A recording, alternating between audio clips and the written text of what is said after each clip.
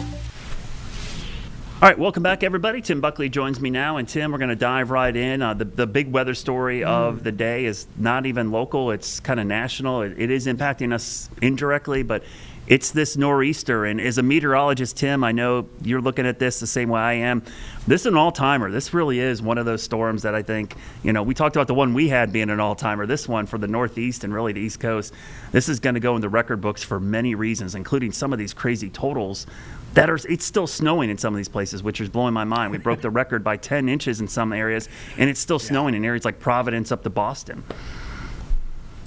Yeah, Brad, good to see you today. It's one of these weather days that I think it captures everybody's attention, whether you live up that way or not. If you even have an inkling of weather interest, you're probably glued into this today. I know I was. I don't always consume a lot of weather at home, but I'm like watching all the reporters up there doing their thing throughout the morning, and just kind of amazing. Really pretty snowstorm, big snowstorm in terms of amounts. We're looking at this beautiful footage of Central Park this morning, which if you've never been to Central Park when it snows, that's kind of a bucket list thing. I've done that once or twice. That's a really nice place to walk around and kind of just see people enjoying things. But to me, I think maybe the most impressive thing were the winds with this storm that were over hurricane force in a large area. So you can go a lot of different ways with this storm, but it's memorable and historic. Sometimes that's hyperbole. I don't think that's the case this time for New England and the Northeast. Yeah, and this is a part of the country that used to get these quite often, but it's been a while, to be honest with you. I mean, you go back, some of these areas have been in almost snow droughts for a while, and to see a storm like this kind of reminds you of the 80s, 90s, 2000s when these were more common. Sure. But the totals, as you mentioned, were crazy. But the winds, 75, 80-mile-per-hour winds on the coast. And, of all the things that are dangerous about this storm, the wind probably was the biggest one. Even saw some storm surge issues in a few areas, a lot of power outages due to that wind. And when you get drifting like that, that's where you get those wild pictures, Tim, right, where people's doors are like snowed in because there's just these giant drift up against them. So some pretty wild stuff to see up there. To get kind of a firsthand experience of what happened up there, we got to bring in a special guest tonight. You guys, if you're in the Northeast, you know this guy, Nick Pittman, Nor'easter Nick. For Norcast Media Group. Nick, good to see you. I saw you've been a very busy man today and this week, honestly. Tell everybody here in the Southeast what today and really yesterday was like, and what are some of the things that stuck out to you about this storm that I think you're going to remember for a long, long time? Yeah, well, thanks so much for having me, Brad. Good to see you. It's been a couple months since we got together. And Tim, nice to meet you kind of in person. Look, I'm an absolute snow nut. I always have been. The blizzard of '96 is what did it for me. That's the moment that I decided I wanted to get into meteorology. Fascinated since that day. We've had, multiple good blizzards. We had 03, 06. Literally my first on-air job, the first day, was during the Boxing Day blizzard of 2010. So I've just always been fascinating with this stuff. This storm was incredible from start to finish because, a week ago, like literally a week ago from today, we were looking at the guidance coming in. The GFS was showing, there's going to be a foot of snow. And we're scratching our heads. We're like, it's another one of those fantasy runs on the Goofus. That's not going to happen. And then it just came in, run after run after run. And then by Wednesday, we're like, wait, could this actually happen? And we started seeing everything else trend towards it and putting our forecast out. I waited until the last possible second to put out my snowfall map. And I was just kind of bewildered by where everything was trending. But the dynamics behind it, all day yesterday, my eyes were glued to the SPC mesoanalysis. I'm like, all right, well, where's this low forming? Where's it going to go? And then when you started to see the pressure drop, I think when I started looking at it, it was 1,008. And then by 8 o'clock in the evening, it was down into the 992 range. And then it just kept going. And then we had the lightning bolts show up, and then you know what that means. So we were just so excited to see this thing pop up. There were even a couple water spouts on the north side of the center of circulation. So from a meteorological standpoint, I think this was just a masterpiece. And seeing it play out, the winds were just incredible. I was reporting live in Atlantic City, and I think we had like 52-mile-an-hour gusts. I'm being blown around while I'm trying to remember what I'm talking about. So it's definitely difficult. And then, of course, the whole aspect of, we all deal with it. Oh, I'll believe it when I see it. It's too warm to snow. Even though you go to these great lengths to explain the dynamics and how things are going to play out, and they still don't believe you, it's it's frustrating sometimes. But then it's nice to be able to say, told you so. Yeah, so you're kind of based there in New Jersey, for folks that don't know where Nick's based out of. We were talking a lot about some of the record-breaking snows up in Rhode Island and Massachusetts, but for New Jersey, what were some of the biggest totals, and were any records broken in the state of New Jersey? No records per se. We came very close. We had 24 inches in Asbury Park, which is about an hour north of me, 16 inches in Atlantic City. Everything kind of falls flat of the 2010 Boxing Day blizzard, where we had, in some cases, 25 to 30 inches region-wide. So I think that remains like the benchmark storm for us, in New Jersey at least. In Pennsylvania, that's the 96 blizzard. But no, I think it was top 5 snowiest blizzards that we've had in the past 30 years or so. And it's been exactly 30 years since we've had a statewide blizzard warning in effect. Most of the time it's usually just right along the coast. I've been doing this for 17 years. I've never seen it extended west of, say, Atlantic County, which you guys don't know where that is, but it's okay. It's one of our coastal communities, right? So New Jersey's only a couple counties wide. To get to Philadelphia and beyond is just really wild. And we definitely did have blizzard conditions. We had several hours with winds at 35 miles an hour and visibility down to a quarter mile. So all the way around, I think it was a good forecast. It verified for most. I feel bad for our friends in Northeast Pennsylvania. They got the short end of the stick. It was a very sharp cutoff. That gradient was pretty wild to see. Some got like 4 inches, and then 30 miles to the east, you got a foot and a half. So, can't win them all. Nick, Tim Buckley here. My brother, I think, lives around the corner from you. He's in Voorhees, and he got like a foot and a half of snow today. And he was sending me some pictures this morning. And then by the afternoon, he's like, Tim, it's all going away. I've got black pavement on the roads. It's melting. Yep. For folks down here, what do you think the lasting impact is going to be? Because sometimes, we had some snows down here. We were crippled because it stayed so cold afterwards. I know there's systems like that in January up in the Northeast. What's the impact? What's things looking like by Wednesday in New Jersey and New York and all these other areas? So we had another blizzard, well, not blizzard, but a hefty snowstorm a month ago, and we literally just got done melting that snow. It took 26 days.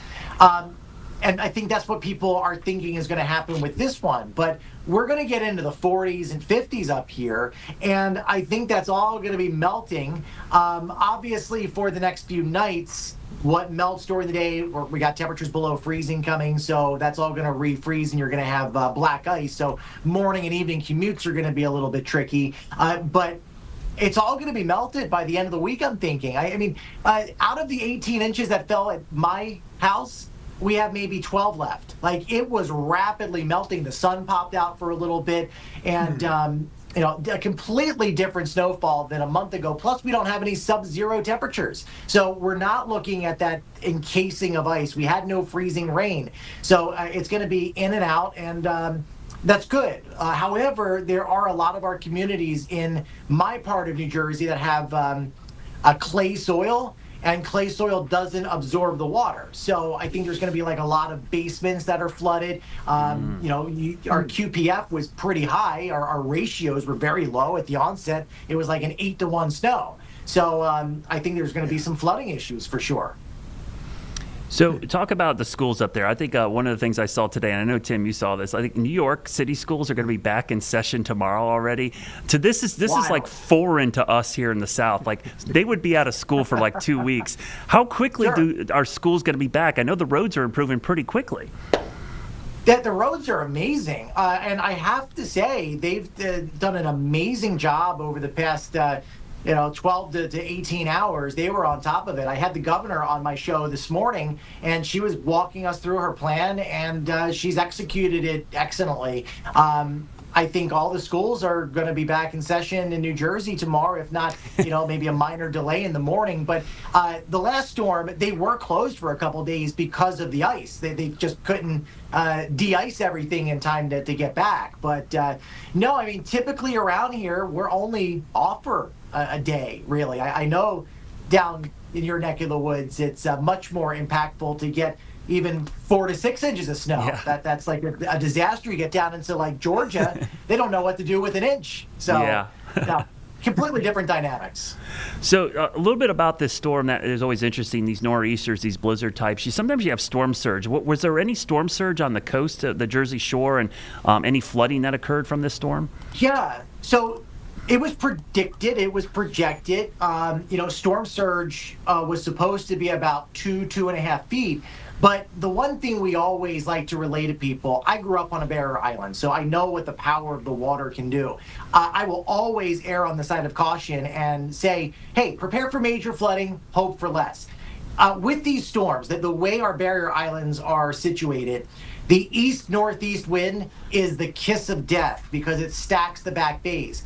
But last minute, the way that the storm was riding and it climbed far enough in latitude, the winds were able to shift dead north. So that actually helped drain the back bays, and we ended up with maybe a half a foot of storm surge, and we didn't have any kind of issues outside of the culprit areas in the back bays. So we really avoided a disaster type scenario, especially because the low was so deep. You usually get that natural sea level rise as that low comes through, and I think that was all counteracted by how strong the winds were blowing out of the north at 55, 60 miles an hour. So we really, really lucked out because we would have had floating ice chunks down along our beaches for a good 4 or 5 hours. Nick, you're really interactive with the public on social media. I mean, your whole business is on social media and online and digital weather and all these things, and you do such a good job of that. The model battles play out in the streets nowadays, right? They're not behind the scenes anymore. Everybody knows. My grandma's asking me, what's the GFS saying? All of these things are public now. Sure. So I think this storm is so interesting because for you, Brad and I were saying, gosh, we're glad we don't have to forecast this. But a couple days ago, we still have major models saying, yeah, this is a miss, and other ones saying you're getting 30, 40 inches. So how did you manage that this time? What was the reception from the public? And do we just give the GFS a gold model like the hockey team? Because I guess it got it right. Yeah, it's the coup of the century, or at least the coup of my career, at least, because I've never seen anything like it. I mean, the GFS is, I think we give it a lot of flack, but it's decent every now and then, right? I think it's all about communication and being open and honest and transparent about your process. I have a very strict regiment that I follow. People know that I'm never going to get into details on something beyond a few days out because there's no point in that. I always explain, hey, circle this period of time on your calendars because the teleconnections are lining up in a way we're going to have a storm signal. We saw this coming a couple weeks out. But beyond just saying, hey, this is possible, you really can't get into any detail. I always say that social media, it's a gift and a curse. It's a gift because during these situations, we're connecting to millions of people. But it's a curse because you have weather enthusiasts, which, bless their heart, I did that for many years and thought I knew what I was talking about.